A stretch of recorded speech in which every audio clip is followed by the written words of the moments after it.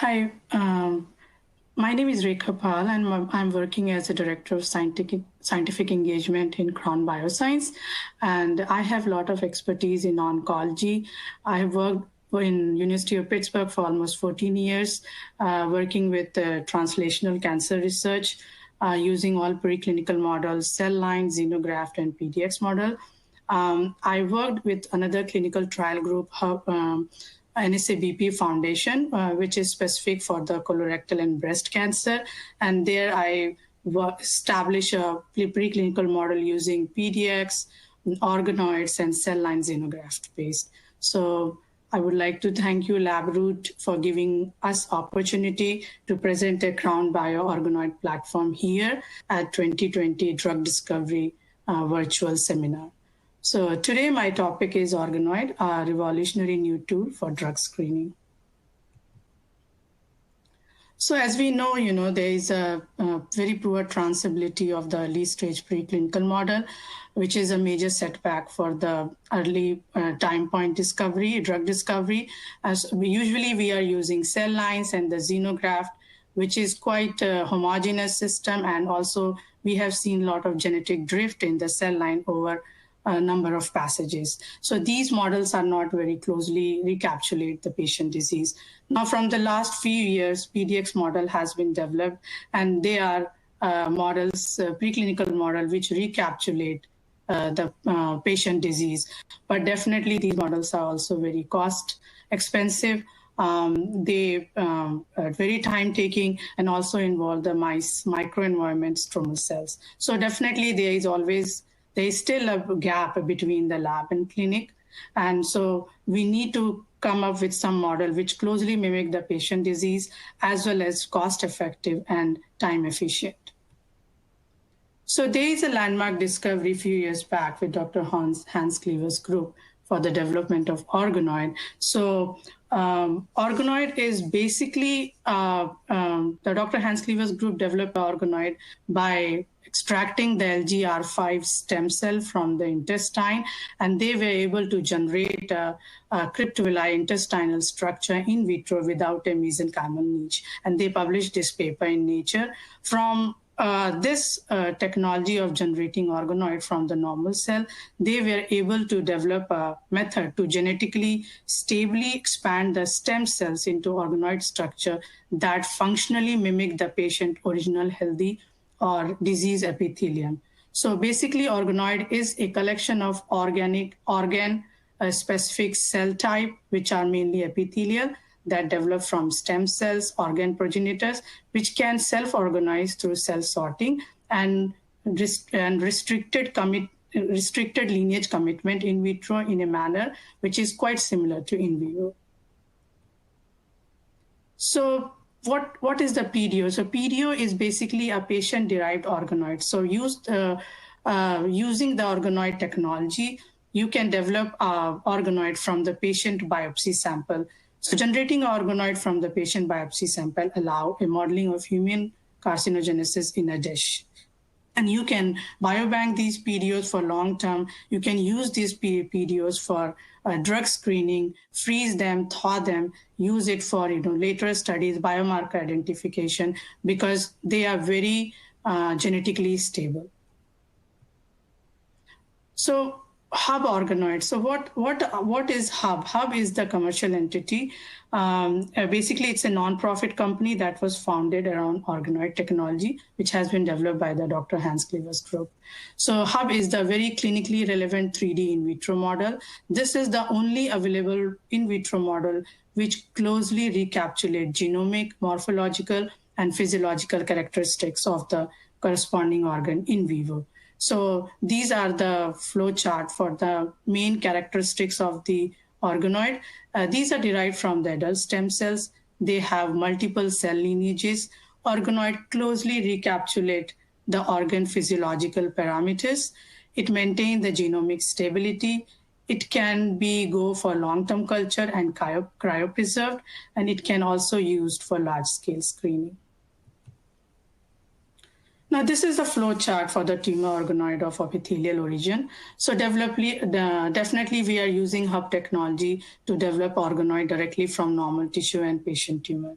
You can use this organoid for the preclinical pharmacology modeling in vitro, and it can be developed under defined condition. So this flow chart shows the first is the primary tissue from the colorectal patient. So you can take the normal biopsy sample as well as the tumor from the same patient. So if it is a healthy cells, you can generate a healthy organoid by using the selective media such as EGF, Wnt, or R-spondin. If it is a tumor biopsy, you can create a tumor organoid by using the selective media such as ALK5 inhibitor, Nuclein-3, Noggin. It has the whole cocktail for the tumor organoid generation.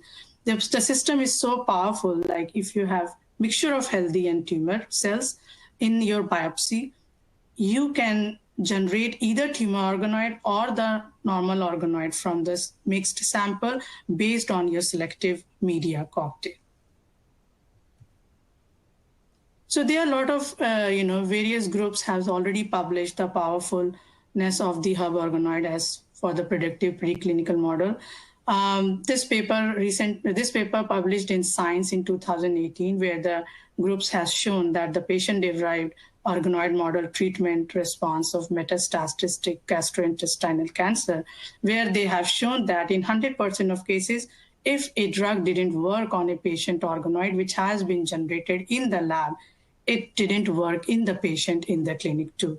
And almost the near 90% of the cases, if the drug did work on the organoid, then it worked in the patient in clinic too. So this shows that how this system is very, very powerful for predictive drug response in the patient in clinic. So why we want to use organoid in drug development? So this is the only in vitro platform presently which is quite clinically relevant for screening. Using this organoid platform, we can go for higher throughput as well as faster result, which compared to the in vivo models. Easily scalable to test multiple drug combinations simultaneously. It can, in our validation system at CrownBio, we have seen it's highly reproducible compared to primary cells and in vivo model, ensuring that we can use the line for the future use also for repeat studies. We have seen consistent growth kinetics and performance across several passages compared to in vivo model. This is very cost efficient system, very low variation from batch to batch. So we can use, for organoid, we can use match healthy tissue also if we can from direct comparison to the tumor model from the same patient. It is very cost efficient through superior quality readout compared to the other standard 3D culture systems such as spheroid or other primary cell culture in Vitrigel. This is unique patient relevant in vitro model with matched in vivo PDX. So we have all these PDX models, which has been over the time validated for different drug and targeted therapies. And now we have planned to generate organoid from all these PDX models. So we are going to create a database, which we will compare from PDXO to the parental PDX for optimized predictivity of your drug discovery program. We can have large organoid library act as a surrogate of the patient population. So definitely, slowly, when we generate organoid library, we have these are the organoid direct from the patient. So this library is going to be very diverse, very heterogeneous in terms of the mutation as well as the gene expression data. So CrownBio partners with Hub. So we have exclusive license to IP protected Hub organoid technology. We can use their technology to generate the organoid. We have access to Hub living biobank of PDO. So PDO are the direct organoid from the patient sample. So we are going to receive more than 500 PDOs from the Hub. Hub PDO available at CrownBio for commercial preclinical services in 2020. And we are also using our PDX biobank to create organoid out of it. So to generate another library for these PDX model as a PDXO.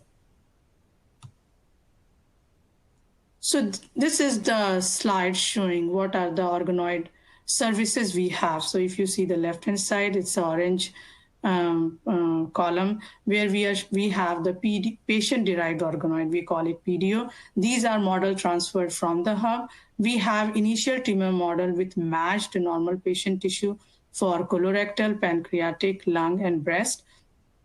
We are going to offer these models to expand to include ovarian, head and neck cancer. Now we have CrownBio is well known for their PDX models. So we have already well-established PDX model, almost 3,000 in number.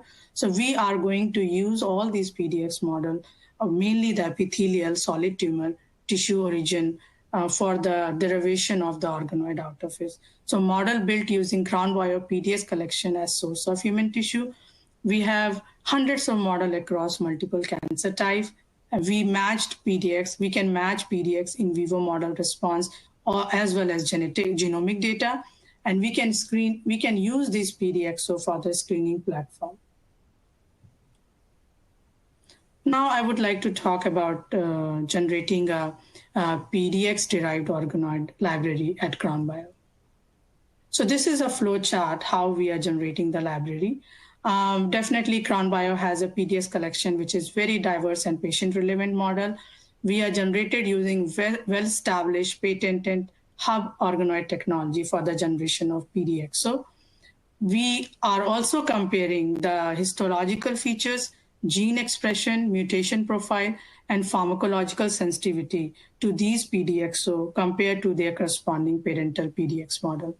So this is a flowchart where you can see the PDX model. We're taking out the tumor growth chunk, tumor chunk out of the mice from the PDX model, which went through the enzyme and mechanical dissociation, and we are initiating the organoid culture out of it.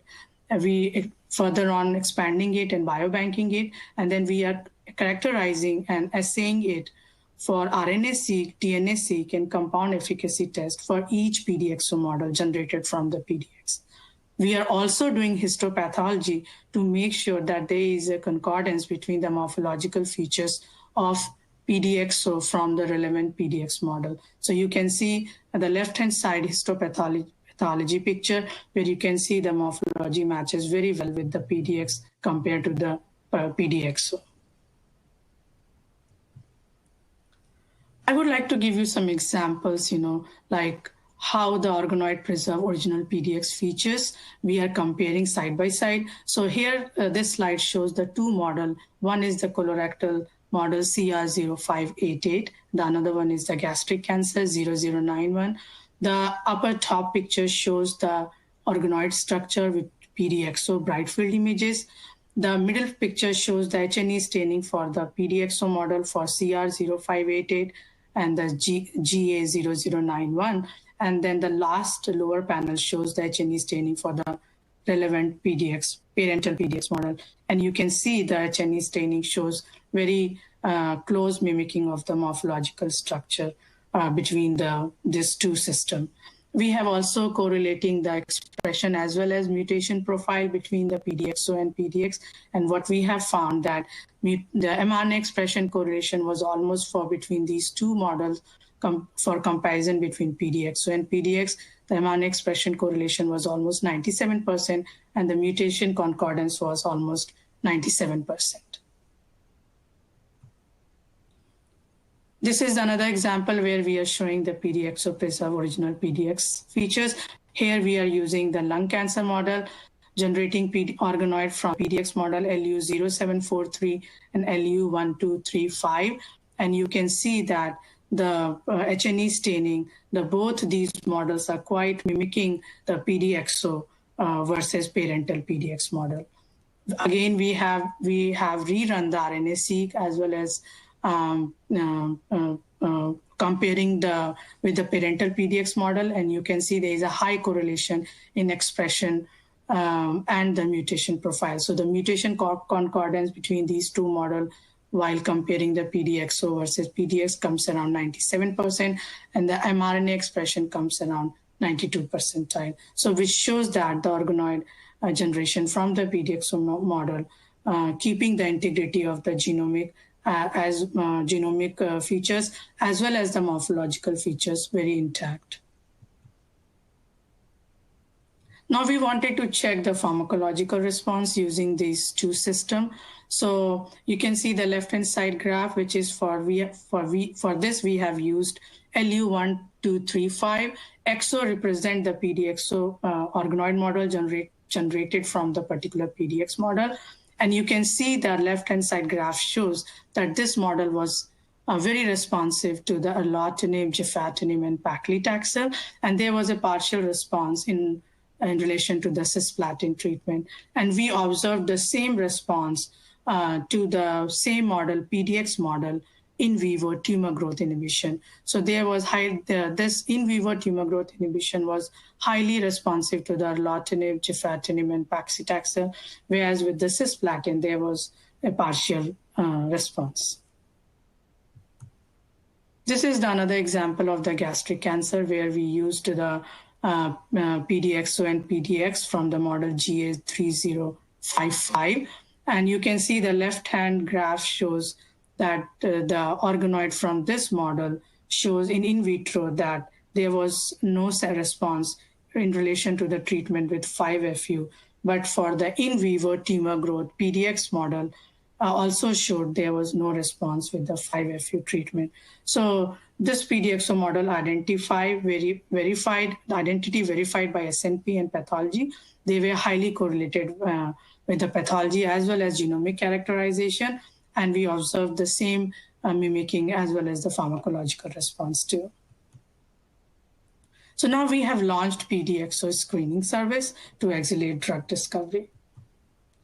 So how we are doing it? So we are using the patient-relevant in vitro organoid guide, in vivo PDX. So, we are using organoid model out of our PDX model to guide the selection of the in vivo PDX models for the optimal predictivity. Using the organoid as the in vitro drug screening platform is very fast and cost efficient. All these organoids are well annotated for the genomic feature based on RNA expression as well as the mutation profiling, which we can use for the omics screening. So this is the flow chart how we are doing it. So patient population using our PDX model, you generate the organoid out of it, and then each organoid has been well characterized for the genomic as well as the high throughput drug screening. And this results can tell us which model we can go again for in vivo validation using our PDX library. So this is the 3 study design we are offering. First one is the library screening. So you have multiple drug and you want to identify your lead compound. You can use our multiple organoid models or 1 or 2 organoid model with number of multiple drugs to use for screening. So this we are doing as a single or multiple concentration based on the client design. Usually the standard assay involves a triplicate for each concentration, and the endpoint read is the CTG, cell titer glow readout. So for this library screening, we can use minimum of 10 compound per model required. The second study design is for the efficacy quantification. So your lead compound, and then we want to see the efficacy of the particular compound. We can choose the multiple organoid model based on your target or mutation or gene expression profiling, and then predict which model is going to respond for the in vivo using the PDX model. So this as efficacy quantification based on the standard IC50 design for usually each drug is run for 9 concentration. Each concentration will be in triplicates, and the endpoint will be the CTG readout.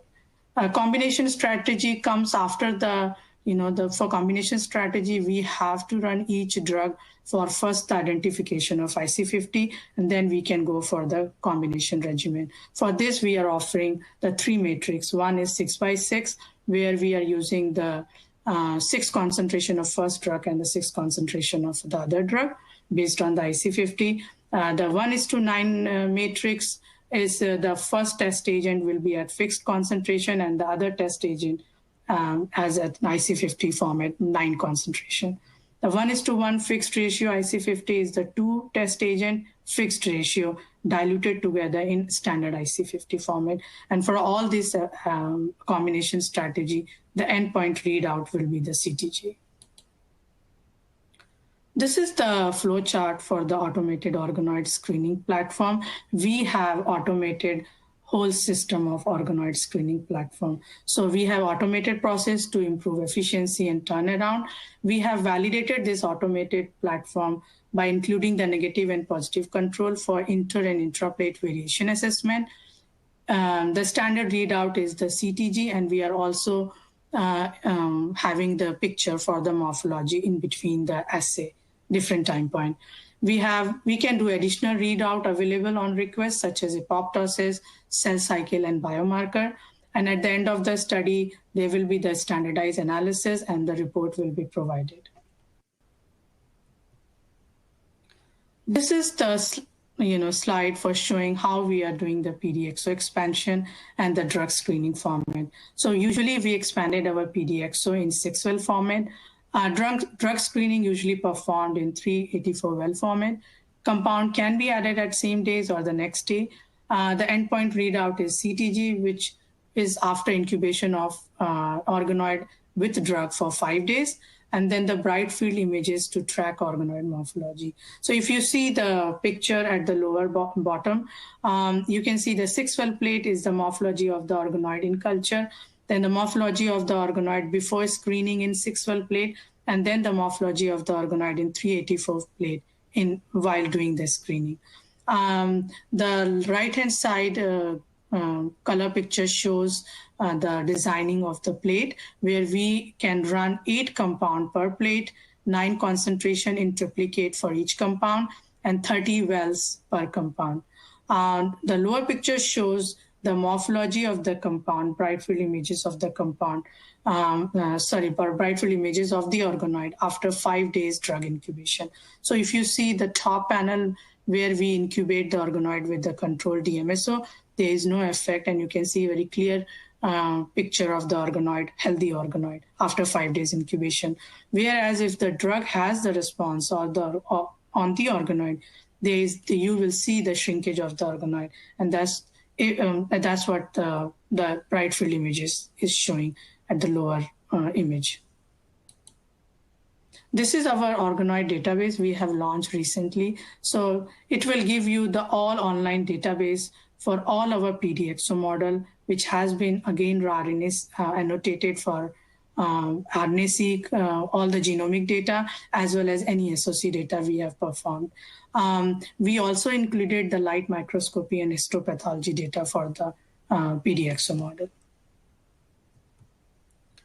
These are the future development. We are trying to develop a lot of assays using the organoid PDXO model.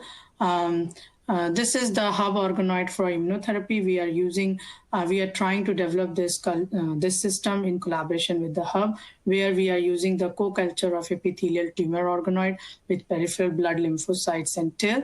Definitely no GVHD as often found in humanized mice, and you can use, readily keep long-term autologous immunity. So basically we are taking out the human tissue, developing organoid out of it, and then the PBMC from the healthy donor from the blood, and then you co-culture the organoid with the activated T cells, and then you can see you will be able to generate the cytotoxic lymphocytes. This system also can be used for T cell interaction for individual patients and to understand the determinant of the responsiveness.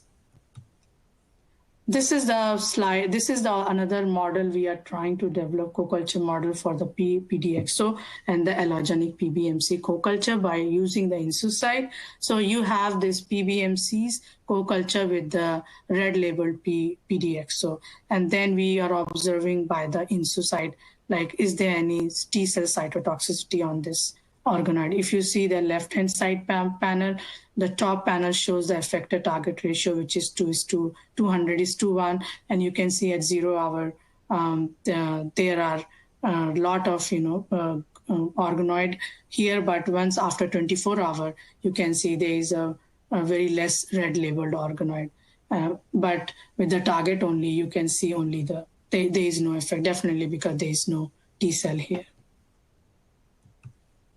This is the PDXO and allogenic PBMC co-culture platform also we are developing, where we are using the frozen PBMC. We are culturing these frozen PBMC for 72 hours with the anti-CD3 and CD28 co-culture to activate the T cell, and then we are labeling PDXO with CFSC.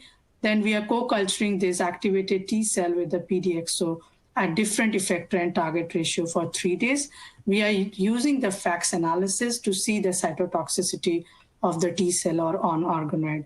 So if you see the right top panel graphical representation, where you can clearly see that with the activated PBMC, there are more number of dead organoid compared to the naive PBMC. The lower panel shows the FACS representation only, so it's just a raw data, where you can see there is a dose responsive in relation to the effective target ratio.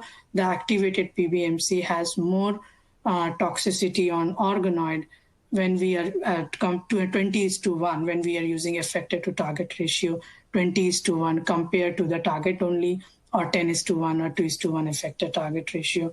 And there was no difference between the naive PBMCs. We also want to see whether there is if we are going to put PDXO in vivo model, whether there is a similar growth characteristics in comparison to the parental PDX model. So if you see this graphical representation, the blue, the navy blue, and the orange line representing the PDXO engraftment in mice at a different cell number, and then the gray, purple, and the blue line shows the particular PDX model engraftment in vivo. And you can see that there is very similar growth characteristics when you compare the PDXO in vivo as well as the PDX in vivo. So this suggests as that the PDXO maintained tumorigenicity when grafted in vivo, and then the PDXO-derived in vivo graft model shows similar growth characteristics to corresponding PDX. Now, these organoids definitely, as it is an in vitro system, it can be easily engineered via CRISPR, transduction, and other technologies. We are trying to generate new PDXO model, which can be fluorescent or bioluminescent labeled organoid. So we can, if we put these PDXO labeled with fluorescent or bioluminescent labeled, you can track the migration of tumor cells in different organ in mice. We are also trying to develop the drug-resistant model out of these organoid based on our in vivo data, PDX data, where our PDX model is resistant to, suppose, say, EGFR inhibitor or other targeted agent. So we are choosing those PDX model which were resistant to the targeted agent, or and then developing organoid out of it, which can be used for the drug and drug combination based on the mechanism of action or target. This is the automated biomarker discovery platform. So we are generating huge database based on the NGS data sets from matched patient PDX as well as PDXO, which we are going to use for our in silico discovery. We are using our bioinformatics team to discover predictive biomarker, because we have this 3 system, and all these system has been well annotated for genomic data as well as the efficacy data. So it will be a huge help to find out the predictive biomarker based on client interest or study design. So this is the organoid platform summary. Patient-relevant 3D in vitro system, organoid providing a new approach to preclinical drug development. Definitely it's a very fast establishment and high throughput compared to any in vivo models. It can easily scalable for large-scale drug discovery, including combination or single drug. It has very superior in vitro system based on our observation because of the higher quality readout, very higher signal, and the lower background ratio. We are seeing very less variation from batch to batch compared to the standard 2D and 3D cell culture. Tumor organoid derived from patient or PDX tumor recapitulate the in vivo tumorigenesis, and definitely it's preserving the genomic features comparing to the corresponding tumors in vivo. We are slowly growing a large library of organoid, and it is going to represent the heterogeneity of the patient population and definitely help to predict in vivo tumor drug response. PDXO is basically from the PDX derived organoid, and it are only available from the patient-relevant in vitro system. So using this system, we can go for further studies using for the in vivo PDX model for optimal predictivity. So we can screen number of drug using the PDXO, and based on the PDXO model observance response to the particular drug, we can choose the particular PDX model to again identify whether the drug is effective in vivo. Large library of annotated PDXO with corresponding PDX data will provide a lot of opportunities for automated biomarker discovery. We have planned to develop future platform which involves the organoid engineering or establishment of organoid-derived in vivo models, and then application to immuno-oncology. And thank you for your time.